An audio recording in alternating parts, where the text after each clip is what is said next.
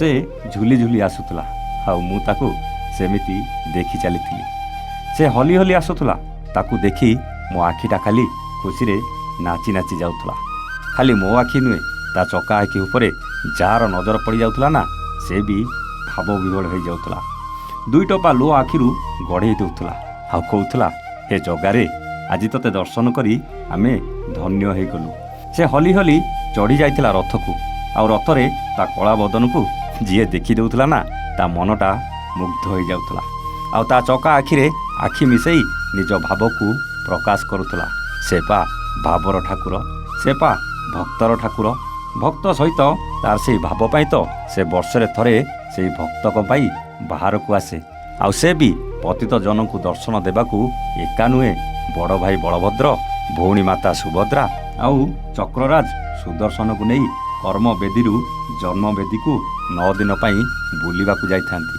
केते भक्त जे रथ उपरे तते दर्शन कला बेले आखिरु धार धार लुह गड़ाउथिले तार हिसाब नथिला।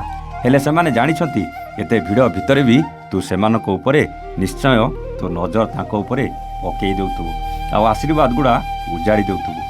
बड़ दांडरे यात्रा समय रे रथ उपरे तांकू समस्ते दर्शन करती ना से देखे जाति अजाति ना देखे धर्म कि मानव कि पशु पक्षी समस्ते जेमिति एई दिन को अपेक्षा करिथांती तोर सेई चंद्र बदन को दर्शन करिवे आउ दुख जणैबे।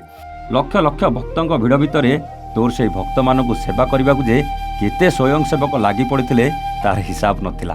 किए गुड़गुड़ी पानी छिंचुला तो किए पानी पीवा को देई भक्तों को शोष मेटाउला तो किए भोकिला भक्तों को खाइबा को देई पुण्य अर्जन करुला। से भिड़ भितर किए असुस्थ हो गले तुरंत ताको आम्बुलांस रे हॉस्पिटल नेबा को केते लोक लगी पड़ुले।